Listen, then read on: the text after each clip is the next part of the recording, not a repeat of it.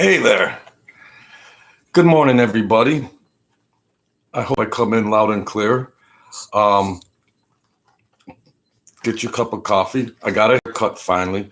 I try to take care of some technical problems because you see how sometimes my computer freezes and acts up and everything. So I had some old equipment from my provider, and I got it updated, and I just got I'm not really that tech savvy, but I got it all completed. So hopefully I can give you a better quality video without it stopping and breaking up all the time. Forgive me for that.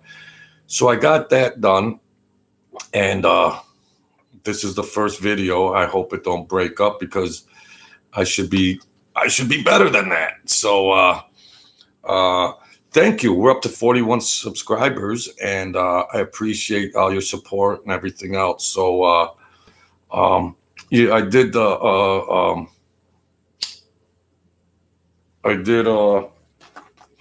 upgrade, and it's a pain in the butt trying to get everything established and set up and everything else. But I just finished the process, and hopefully I get a steady Wi-Fi stream or that, however that works. So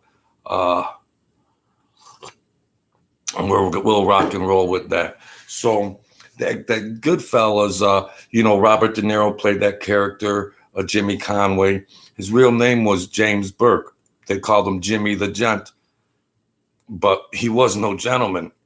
He was a big bruiser, 6'3", 260, and he was very intimidating. I saw him in prison while I was visiting another a friend, and he was in a cage, and he was screaming to his little wife, and he was going real nuts. And I asked my friend, what the hell? He goes, oh, that's the guy from that Jimmy the Gent or whatever. This was a few years back. This was years ago. And that's the guy from GOODFELLAS that Robert De Niro played him. I said, he's a maniac. I said, you got to deal with him in there? He said, yeah, but, it's different behind the scenes. Nobody messes with him. He was wearing a cashmere sweater, and everybody else was in the regular prison attire. So that's Jimmy the Gent. If you're familiar with GOODFELLAS, that was Robert De Niro. So he's got a crazy childhood, and I heard things coming along up the way. So I look it up. Yeah, I looked some of this stuff up. I don't know this stuff off the top of my head, maybe tidbits when things match, like, oh, I remember somebody might have said this or that. So technical cigarette problems, filthy habit. I'm gonna quit though. I'm gonna quit someday. You gotta help me out, folks. And how you feel, Leon? So this Jimmy the Gent, when he was coming up, his mother was a prostitute. He was an illegitimate son, and he was having he never knew who his real mother was. And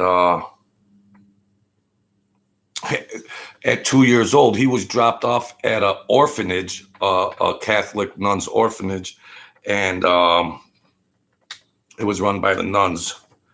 And during his whole youth, he was shuffled back and forth to different foster homes and everything else.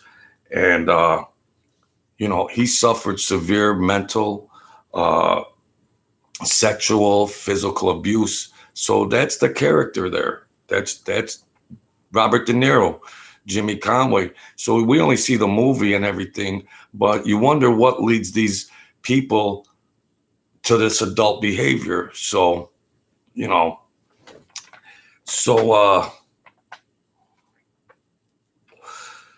he suffered because the foster mother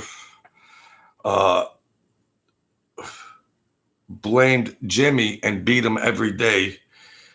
And because when they were kids, at 13 years old, he was riding in the car with his foster father, and Jimmy was acting up in the back seat. The foster father turned around. It was the mother, father, and the father's driving. The mother's in the front seat. passenger seat, and Jimmy was in the back seat. He was acting up. The father turned around to give him a smack, and they got in an accident, and the father died. The father died.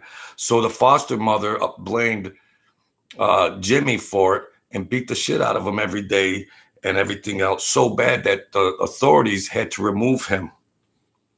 And he finally got adopted by some regular, normal parents. I mean, I don't want to put a knock on the foster system and adoptive system, but a lot of that went on. They got these kids and they just abused them. They beat them.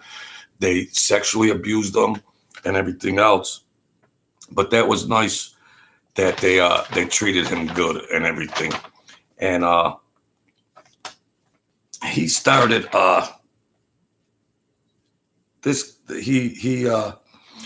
so he was freelancing. See, he had Irish in him, and he could never be made as a full-fledged get initiated and take the oath into a family. So he just did stuff, and he was close to those people, but he wasn't a made man. And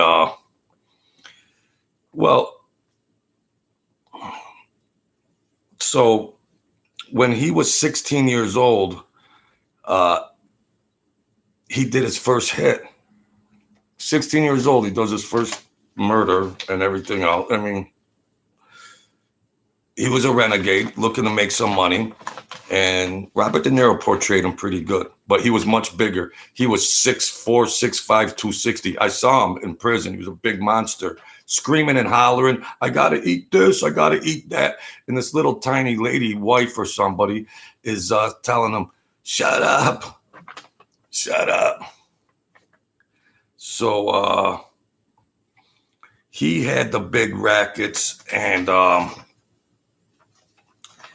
he started hijacking trucks. He started bribing everyone that he could bribe. He murdered. They say, legend has it. Now you hear all these stories about like how many, the FBI claims he murdered 150. No, he didn't murder 150. Probably 40 to 50. And that's a high number. They try to sensationalize these things. I'm not saying it's not true, but the Lucchese family way back when saw that this kid was game for anything. He'll do anything. And at 16, they contracted him. That was the Lucchese family. They contracted him to do a killing. So he did a lot of favors for all the families. He did a lot of rackets for all the families. So it wasn't like he was on guard of getting whacked from another family. He did favors for all of them. So he was in good standings with all of them because he got protection and he could rock and roll, hijack a truck anywhere, because a lot of times you couldn't cross over onto another family's territory or rackets without permission. But they all knew him. He could operate how he did. Just keep coming with that money. Just keep coming with that money. And then he formed his own little crew, the crew like you saw in Goodfellas. And he was a bookmaker, anything, illegal gambling, hijacking cigarette trucks, whiskey trucks, furniture trucks, and they would sell the stuff right out in behind the club. Open the back door, and the people from the community would line up, or they would have a big connection, a distributor that would handle in those goods, and they'd make one deal. Boom, boom, boom. I got a truck of this. Bam, bam, bam. Or they'd piecemeal it off to the people or whatever. They weren't too shy, some of them. So that's Jimmy Burke, and he you hear a lot of stories about the movie and what they actually made in the movie and how much money there was, and But he started making a lot of money, and he took good care of those foster parents. But he went to prison when he was 19 for forgery of checks. And while he was in prison, he met other mob guys doing time, and they were impressed that he never ratted anybody. You know how they made it look like the other kid.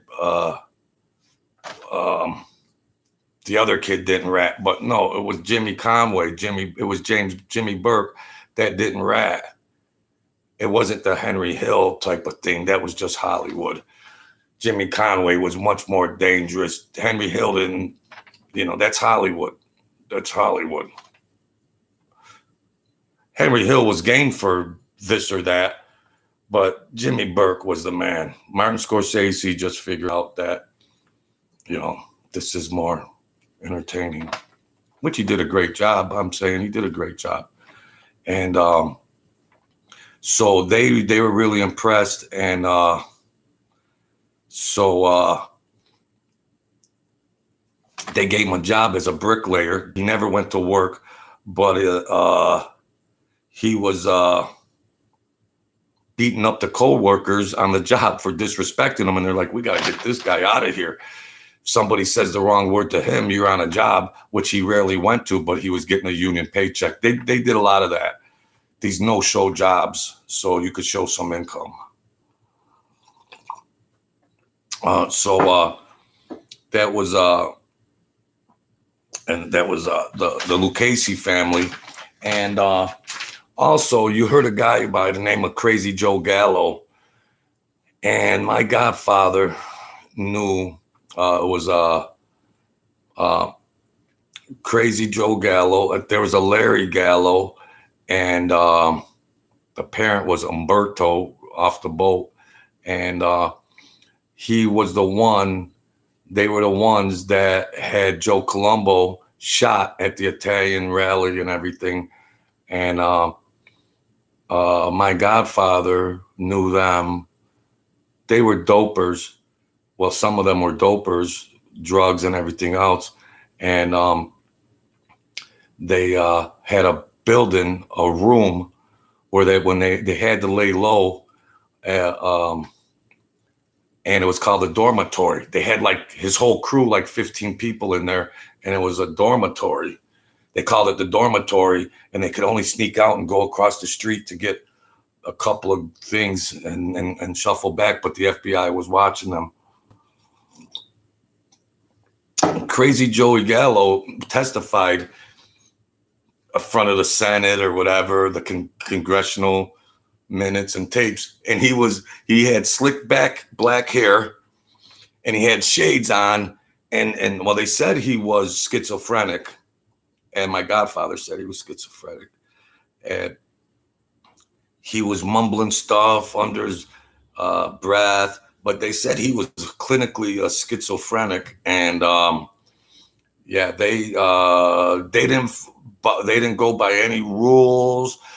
There was the Profaci family, the Genovese family, and these families was changing of the guards, and they actually had to give him $100,000 to chill out. You never hear that, but they actually had to give him $100,000. Say, chill out. He had a psychopathic crew that they were just all Rambos. And it was just like, what are we going to do with this guy? He dodged getting killed and everything else. And,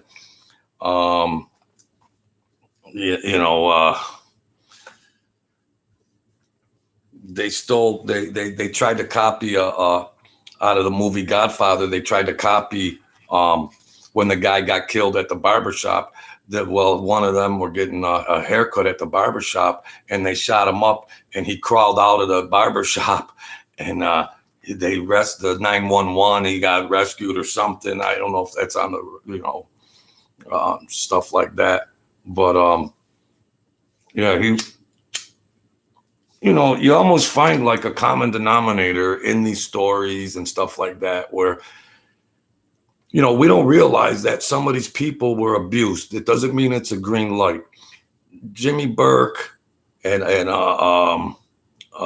Joey Gallo, I'm not sure, but my godfather said, because I like to ask questions, and he didn't really open up till he got older before he died.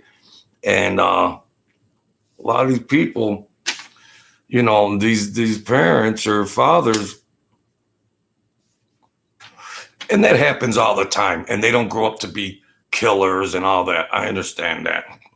It's not a green light. It's not a reason for that. But I'm just saying, if some people might say that.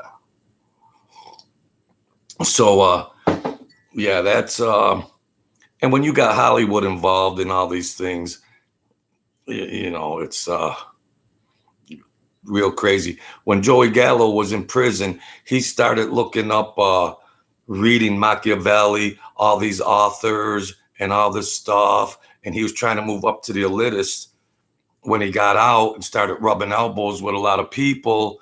And then he could run games and cons and get leverage, but he was very, very shrewd. Yeah, he tried to up himself like an aristocrat and everything else. Good looking guy. And he was a psychopath, schizophrenic, whatever. And that's that. But, you see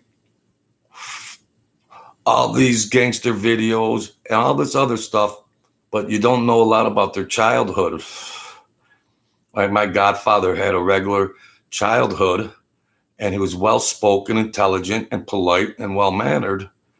And he had the best of it. He could have been a doctor, an accountant, or anything he wanted to do, but he could have been a pro athlete. He could have went to the Green Bay Packers. He tried college for a little bit, and he got recruited, and he was very intelligent and had a good upbringing and everything else. And then when this is a good story. Well, when he was like 15, 16 years old, he was riding a bike over in Bensonhurst, Brooklyn, and he was riding a bike, and this limo cut him off, and like he fell off the bike, but he was still growing, and he was a big boy, and he cussed whoever it was. It happened to be some mafia people in the car, and the guy gets out of the back seat and tries to rough him up, and Mickey busted him up and beat the crap out of him, and they were impressed. And I think that was some time of the Colombo family, or was it called another family at the time? But they were impressed, and they figured they could use some good muscle like that, because they had a tough guy in the car who was supposed to be the tough guy protecting, like the bodyguards protecting, the captain or a boss or a high-ranking associate. And he just folded him up right on the street and beat the crap out of him. And then they got him, subdued him and stuff. And they weren't going to whack him. They were going to use him as a strong arm to collect on debts or use leverage and intimidation on people whenever it happened. And he told me stories how he used to intimidate, and wild stories, and we'll get to them down the road. Tactics that they used, and torture, and a lot of stuff. And God rest the dead. And to bring his name up like that, because I don't care really about the other guys, Sammy the Bull, Mike Francis, or any of them. I don't care. But this guy was my godfather, and I felt a closer attachment to him. No, I didn't get presents on Christmas or my birthday, but as an older man, we connected more before he died, and so I would always pry him, tell me about this, tell me about that, tell me about this and stuff. And But then he helped me out also when I was running errands, and then I was getting intimidated and treated wrong from a family in Western New York, and he had to intervene and say, what's JoJo making here? What are you doing here? What are you doing there? He had to fix things up. And they, when he demanded, they complied. They knew him, how he rolled. They knew him they were like, this guy's your godson? How would you? Yeah, well, he moved to Western New York, but he was born in Brooklyn, and I knew his father and mother, and I'm his godfather. You better start treating him fairly. It's like, what a small world. So, yeah, anybody could grow up and come up, and but that James Burke, man, you see, and he was a ruthless killer, but holy cow, the abuse he took as a child, then you grow up thinking, who cares? His psychology, the stages of development, that's all he knew. So he was already programmed into crazy psychopathic craziness. He was programmed like that. So he didn't bother just killing willy-nilly, just, and so you see that it's not a green light. I mean, it doesn't justify it, but it's food for thought. So that's that. And I appreciate my 41 subscribers.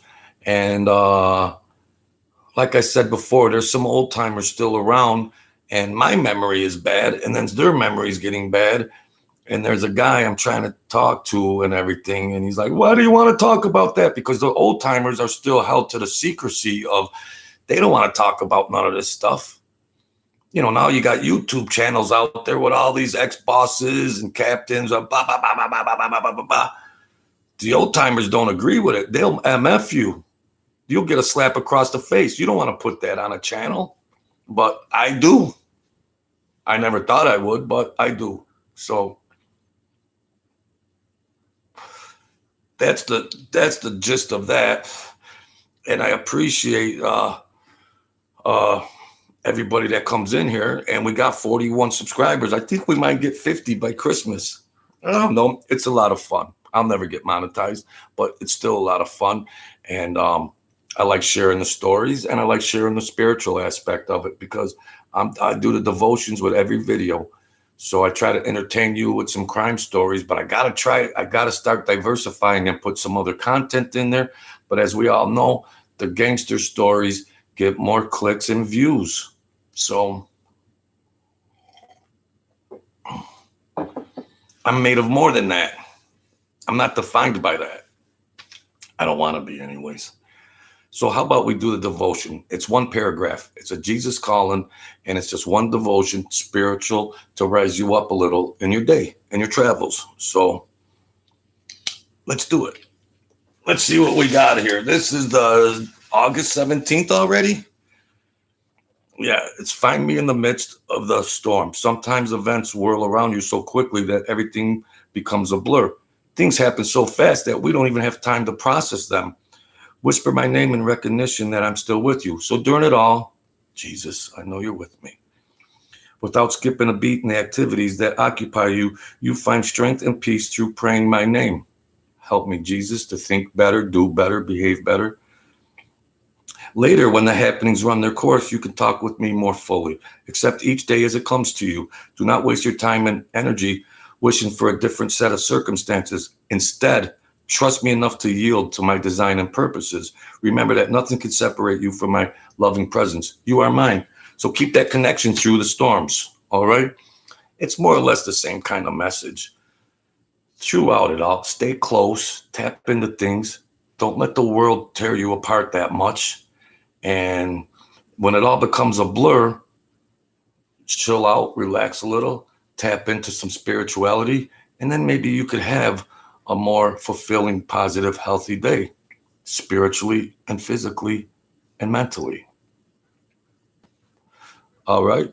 So I always keep that aspect a part of my channel, because I was given a second chance, and that's my deal. That's my promise I made with the angels. So, mental health is going crazy, depression's all nuts. The world is a vampire. I say it all the time. You got to fight a vampire. So you better bulk up and have some tools in your spirit, in your mind, in your health. You got to fight back and grow. That's what I'm here for. Then I got to try to be entertaining with the stories and thumbnails and everything else. But it's all fun. And, I'm getting more support. And that's London, England. See, now I got 40 subscribers. I could see the chat. London, England. How you doing there, pal or woman? And I appreciate that. This interaction chat really is nice because live interaction. Life is live interaction. I do videos and there's no feedback. Boom, boom, boom.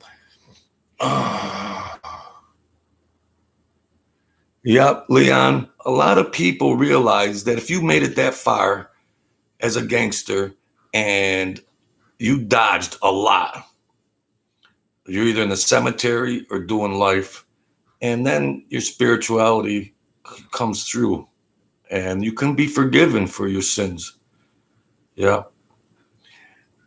Mafia Truth, thank you. Thank you, folks.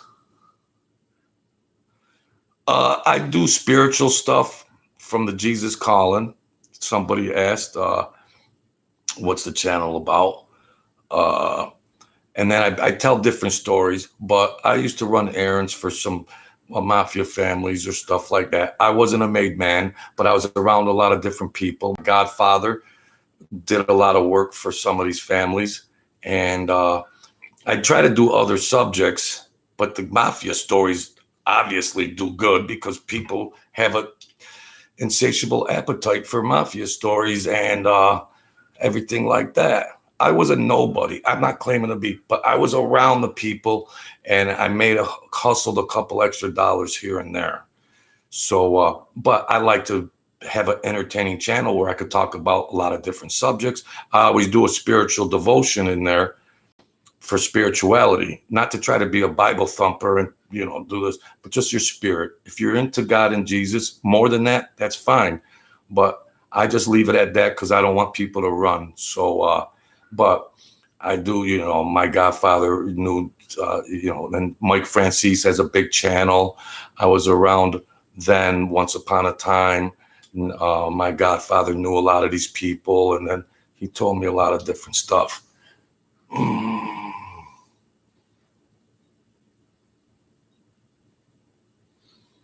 Where's the Mafia Truth located at?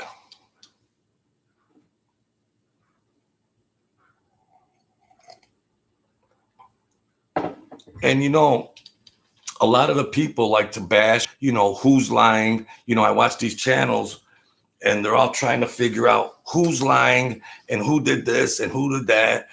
Sammy the Bull and Mike Francis, they were on VLOD and they're going back and forth. You're lying, you're lying. They all cooperated with the FBI, okay? Okay, let's just get that established. I know. They all, but that's entertainment. That's entertainment. They're getting views. They're getting monetized. They got ads on their videos. That's entertainment. Okay? That's entertainment. And it's just like, they all tell good stories. But about Sammy the Bull, he played John Gotti like a violin. He knew John Gotti was a hothead.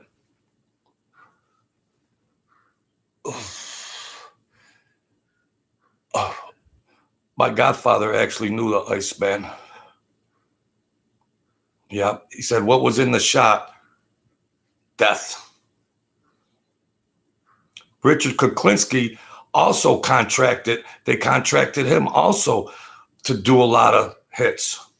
He wasn't a made man. You think everybody had to be a made man in there. They just knew there was some hardcore killers out there. Here's 5,000, here's 10,000. go kill this guy. They knew. And the job would get done. The job would get done. Getting back to Sammy the Bull and John Gotti. John Gotti, they were both hotheads. They were both complete psycho hotheads. and Sammy the Bull would extort businesses and real profitable businesses and either kill them to get them to sign over the business, and or John Gotti, he would say, oh, so-and-so said this, so-and-so said that, John, so-and-so said this, blah, blah, blah, talking smack. And then John, without any further investigation, would more or less have them taken out. So Sammy the Bull, and he cooperated so much. There's a backstory with the gas pipe, Cassie. We won't get into that. And the FBI, Sammy the Bull was probably a rat before you knew him to be the rat, which you don't see on any channels. It goes way, way back. The FBI is very, very shifty and creative, and they had a lot of techniques, and that's a whole nother story. But, you know, John Gotti, he was a real old school gangster that wasn't, you know, and he was saying, well, he was going to rat on me first and he was going to do all this. That's what you hear on them things. Well, no.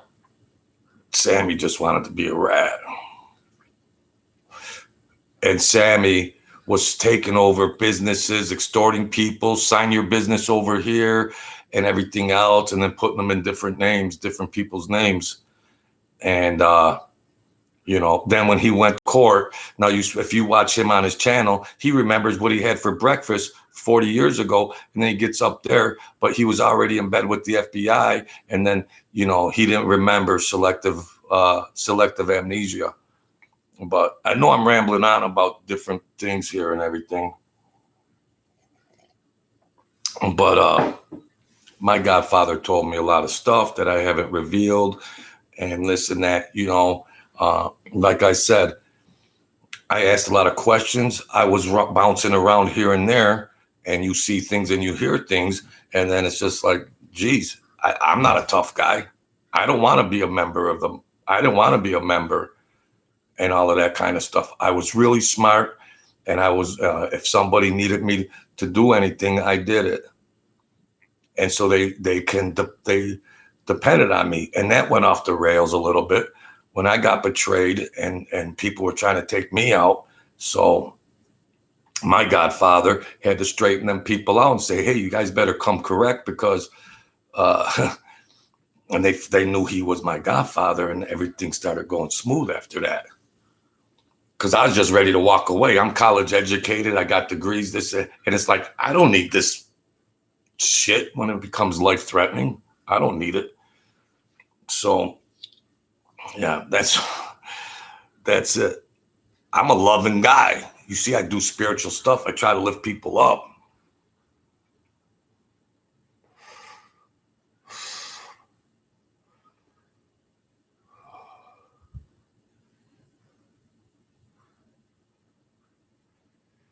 Yeah. The Red Indies. Yeah, did you see I did the well, I got a copyright issue with the guy that was doing The Last of the Mohicans in the street. You got to look that up. The guy that's doing, he's in the street and he's got the thing and he's doing The Last of the Mohicans. And I'll look there right now. It'll make you cry. I'm not a hardcore guy. I'm sensitive. He's got a channel. He's got other good stuff on there too. And his name is Alejandro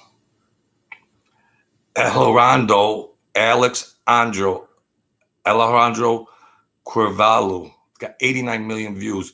And it's spiritual. The Indians, it's crying for like they got stripped of their land and everything. But the song is, I can't do it. I can't play it because I'll get a copyright thing. But I like the Indians and their spirituality, and I've had some friends and stuff. And I actually in college did a presentation on the Indian culture with different types of things. So I'm fascinated about that. In sociology, I did a project about the Indians and death and dying and the rituals and stuff like that. That's the way I think it really is, because even the Indians connect so close to spirituality, maybe more than Christians. And I get off on that. I like that spirituality. I mean, so yeah, that thing. Yeah, that's you're Joe too. You another Joe from one Joe to another. So yeah, I like the spirituality, and I always keep that aspect in my. There is a connection between some of the Indian spirituality and the Christian spirituality, because some of it says think of your outcome that you would like as if it already happened.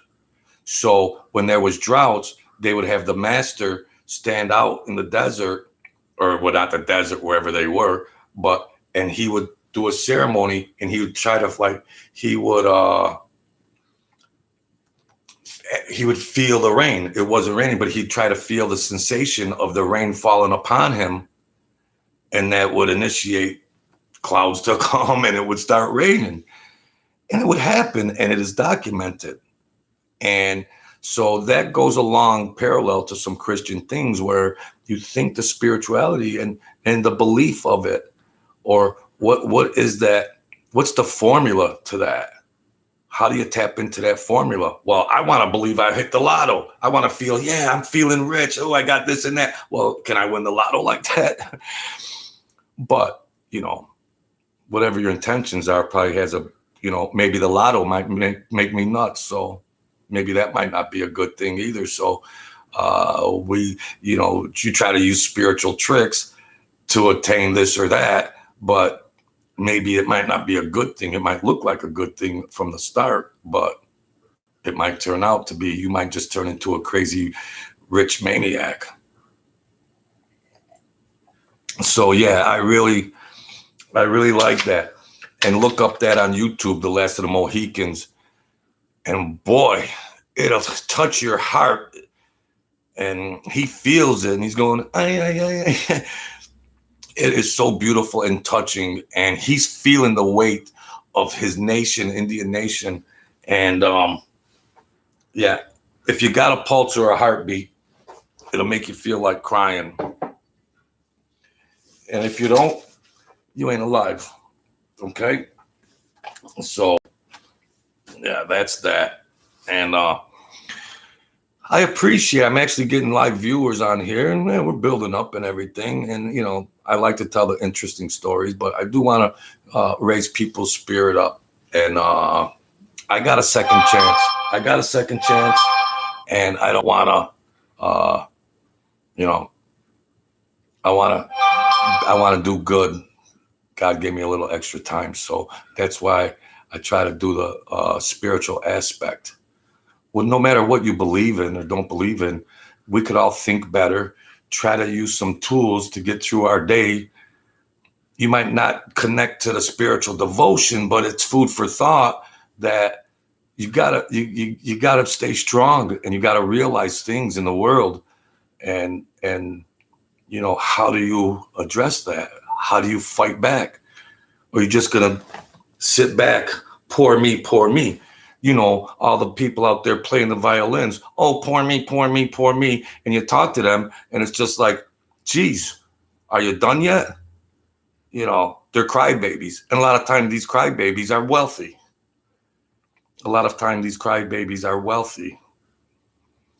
And the poor in a lower demographic, they're raised up more optimistic and spiritual. Because people get rich and they think they're bigger than God until it's gone. And it's like, where's God? Where's Jesus? Yeah, okay. Go right ahead. So I just try to raise a little awareness here. And I'm psyched on my subscribers. I don't know if this video skipped or not, but I'll check later. I got a new modem and router, and I gave Spectrum the riot act because they've been playing me for now 6 months, and there was newer equipment. So I hope these don't get frozen and my mouth and words come out screwed up and all of that stuff. So my channel does not have a presentation with bells and whistles and music like all the channels got the same old mafia music. No, I don't have that. I start my videos. Am I on? Hello? Oh, hello again, huh? That's it. If you like me, you like me. I can get you just by if you like. Yeah, I don't have a big production. I don't have edited. I don't do that. Maybe somewhere down the line, I'm creative. I could implement that in somewhere down the line. But it is what it is right now. I'm getting momentum. I'm getting more subscribers. And if I got an introduction, it wouldn't be guns and bullets and the old Italian mafia music, you know, bing, ding, you know. It wouldn't be all that. It would just be something nice, some kind of whatever it is. So, you know, that's that. I'm the truth serum sometimes. Thanks, Leon. Thank you, bro. Thank you. So, you know, and as far as the gangsters go, I watch them. It's interesting. It's entertaining. And then they're going off on each other. And it's like, you're ex-gangsters. You know how to hustle. So why are you MFing each other? Who cares? You're making that money off of those ads. And it just draws up controversy, which gets more views and subscribers. So while the people are, you know, commenting and all that, you know, they're getting richer. So that's life. That's life. And, you know, who would have thought a mob boss would be lying on a YouTube channel? Is that a far-fetched concept that a mob boss might be lying about something on a YouTube channel? I used to critique it when I watched it. It used to piss me off. And then I got an epiphany or an awareness. It was like, Jojo, wake up. They're all hustlers. Hello, Joe. Is your mind shot? So, yeah. And they did it. And that was staged on VLOD and everything else. But as far as VLOD's concerned, Mike Francis was right about Sammy the Bull. That's my personal opinion. There's a lot of stuff that is, you know, back and forth. And when you look at so they go back and look at the records, they're called the 301s or 302s in the FBI files. And they're going by these files, and a lot of the files, there's a lot of redacted stuff that's all blacked out. And there's only a couple sentences maybe on one page. But you got to realize that the FBI can change those files. So that's not the deciding vote on who's lying and who's not. That's what these viewers should understand, that, you know, there was another channel guy in Florida, and he's trying to bash Mike Francis, and he's going into all the FBI records, the 301, the 302, and all this and that. Well, he's smart enough to realize that they manipulate those files. That's not the deciding vote. That's not the end all. That, oh, now we got this figured out. No, it is. No, it isn't. No, it isn't. It's just unnecessary, useless energy. And the guy's trying to bash, you know, he's trying to bash because he could try to get more views. I don't even think he's got a channel anymore. I don't know what happened to him, but you know, and Sammy the Bull, he's just the master of all that crazy stuff. Mike Francis made more money than all the gangsters put together on the gas racket, the tax scheme, and Mike Francis, hypothetically, in a chess game, the mafia world, Mike Francis was the best cerebral mental thinker, and he could think 5 steps ahead, and he was business savvy, street savvy. Mike Francis is the best at that. And of course, he does spiritual stuff on his channel. I don't really watch him that much, but you know, I'm not gonna.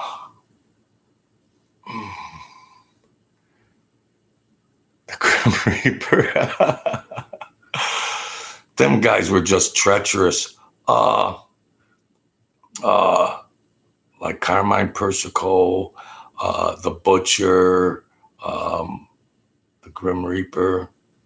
Man, you know, these guys, they either got killed or they ended up doing life. And, you know, I want to do, I think there was somebody connected to the Grim Reaper. My mind is shot a little. I got to look things up and then it'll click in because, you know, I did have a brain injury when I was dead and my memory gets a little screwed up. I'm capable and stuff right now, but I got to get some things that trigger back old memories that I might either know more stuff on these people or not. So that's the process. Or I could just look it up and just give a basic commentary on it anyways. If that's good enough, if that's entertaining enough. So come on and have a cup of coffee with me or a pop. Or a shot of whiskey, or not. So, okay. I hope this video didn't crack up or break up.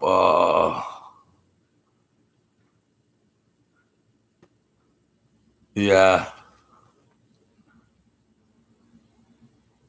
Yeah. Mike Francis made it through it all. He laughs last. And, him and Sammy the Bull were fighting about who cooperated, I mean, come on.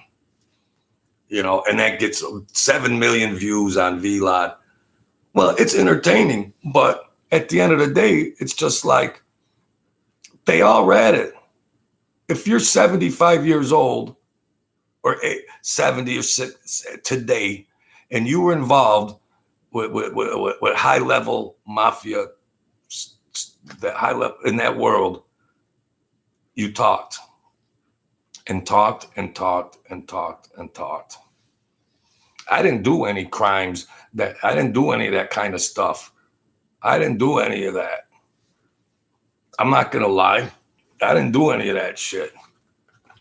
I was well educated. Yeah, I was street smart and everything else, but I didn't do any of that. I was just trying to make a couple extra bucks.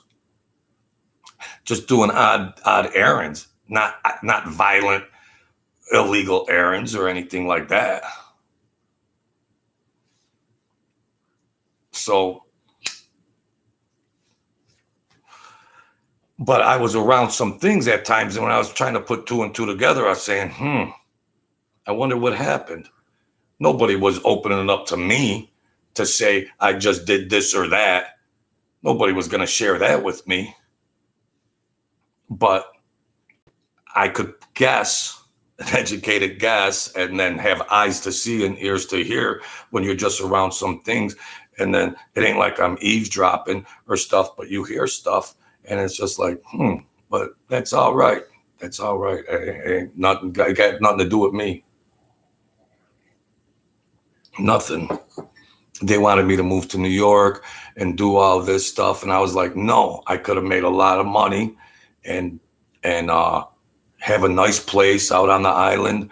And I was smart with math and everything else.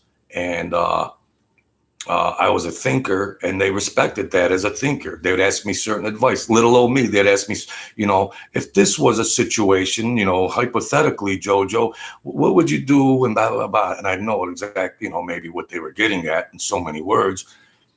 Some of them were even marital problems. Listen, you've got 6 girlfriends and you're married. You're going to have some marital issues, okay?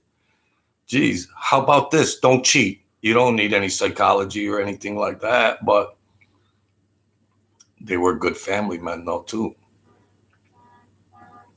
Some of them just ran around and had different girlfriends, and they had a beautiful, nice wife at home and children. So You don't need any psychology from me, Tony. You're a cheater. Don't get mad. Don't get pissed off. Sometimes I'd be on the spot and I wouldn't know really how to address it because I don't want to get them aggravated and tell them what they really were. But then, I'm trying to give them psychological advice, but it was very easy. They already knew the answer. They already knew the answer to it. You're a whore master, bro. But I had to be careful not to come right out and say it. They had late night card games and I'd give them a ride home here and there. And they weren't going home to their wife. They were going home to some girlfriend somewhere. So like, and they would tip me all the time. Yeah, I was hustling. Those $100 bills look good. Bring me here, bring me there. Yeah, boom, boom. Yeah, them hundreds look good. I had to work a whole week at that office where I was stationed for 200. For 200 back then. 200 for the whole week, trying to sell steel. And then I'd run a couple errands where I'd make, 100, 200 or something. When they were drunk, they were more generous. So that was the hustle, but that wasn't my lifelong career. My career goal. It wasn't my career goal to do that. I wanted to get in business, legitimate business, and things like that. So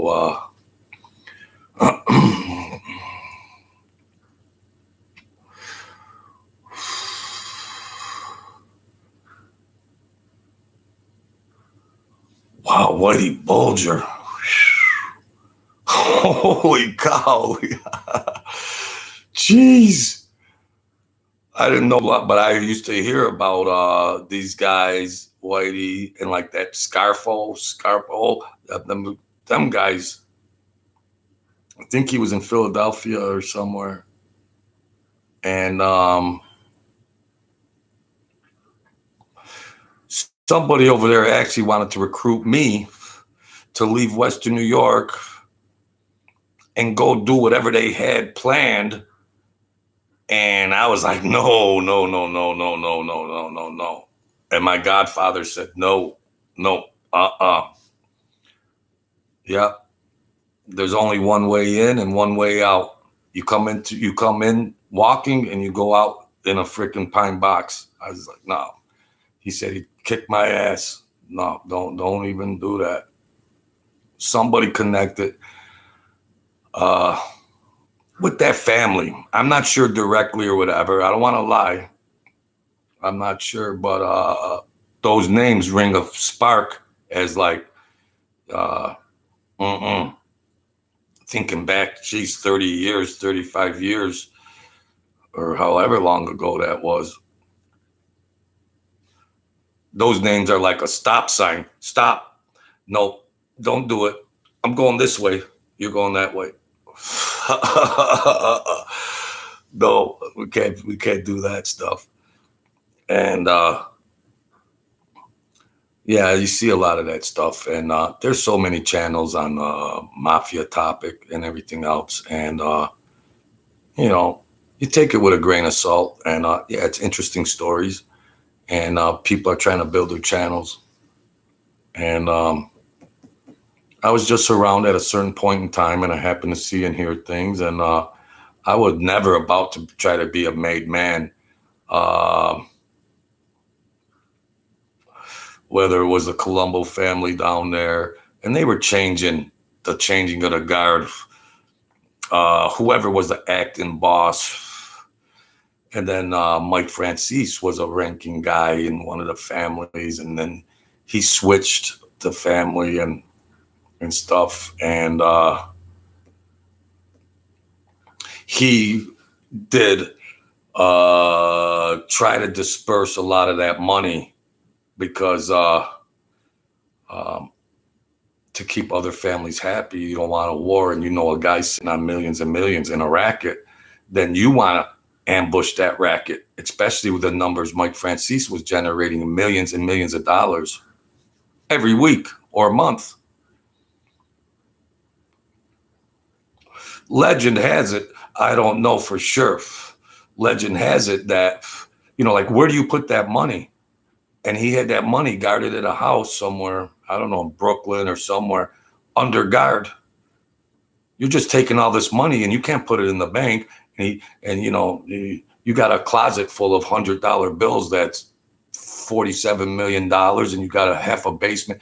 And legend has it that, it makes sense to me, because how do you guard all that money? It's a good problem to have. But Mike Francis was smart, and he was opening up legitimate businesses like entertainment business. He was getting in bed with Hollywood, and he was close to celebrities, and he was sheltering that money under production businesses and entertainment businesses and other types of legitimate businesses, to show where that, try to clean some of that money up. So that's what he did. He was very, very smart. Very, very smart guy. And, him and Sammy the Bull don't like each other. Well, they both cooperated, I would imagine. That's not so far-fetched or anything like that. So I appreciate you guys. I've got a couple more subscribers. I ain't gonna ever get monetized, but it's fun thinking back on some of those stories and maybe sort some things out here and there. And like they say, it is what it is. And I'm glad I got interactive commentary.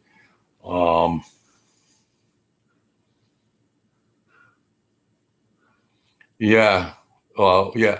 Well, as far as the drugs goes, they all tried to say drugs was taboo and everything else. And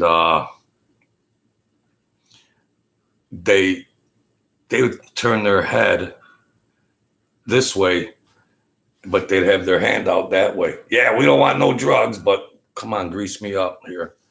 So that's, no drugs, no, like Paul Vario or whatever, in GOODFELLAS, and no drugs. And then Henry Hill, and they were doing the drugs, just selling the drugs and everything. But in Harlem, like you see with that American gang, or the guy, the big name over there in Harlem, they knew they couldn't take Harlem over, because they were highly killing soldiers over there, and they let him rock and roll with the cocaine and everything. And of course, some of them were copping their cocaine from here or there, and some of them had direct line to cartel people, and they were making that big money, big money. Yeah. A lot of families frowned upon it, no doubt, because then you're all implicated on that.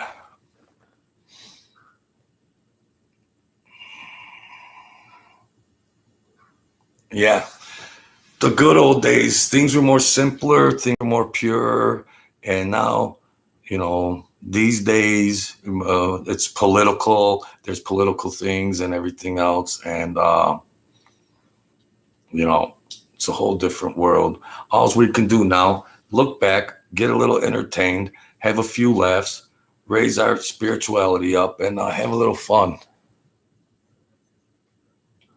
Yeah, there's no rock and roll anymore. Where's the rock and roll? Well, even country music is turned into rap, like, but that's what they all do. If I want to hear some rock and roll, I'll find it somewhere. So, we want everything to stay in our era. Things are always evolving. Holy cow, I got 3 minutes left on my charge. My battery charge is running out. So, yeah, they portrayed Henry Hill. This will be the last thing. Yeah, they portrayed Henry Hill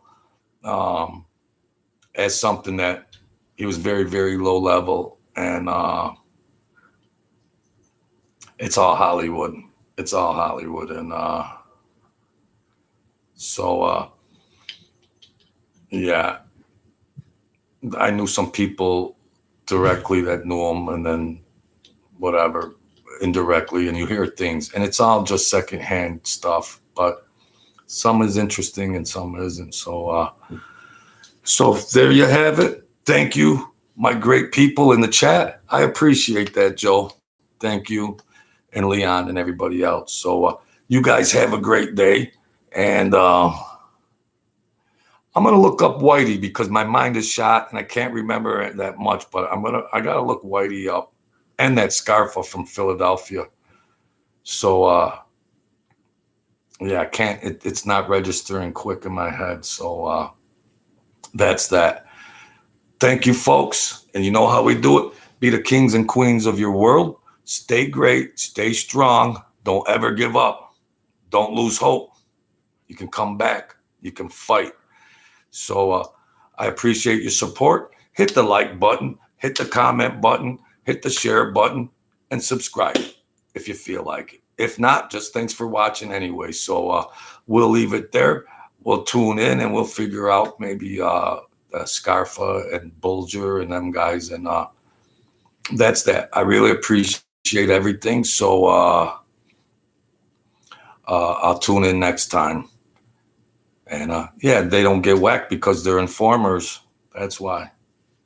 They're informers. They're probably getting a paycheck from the FBI. So that's it, folks. I'm psyched. I hope there wasn't any breakups in the video. And I'll go back and look at it. And thank you once again. Stay great. God bless.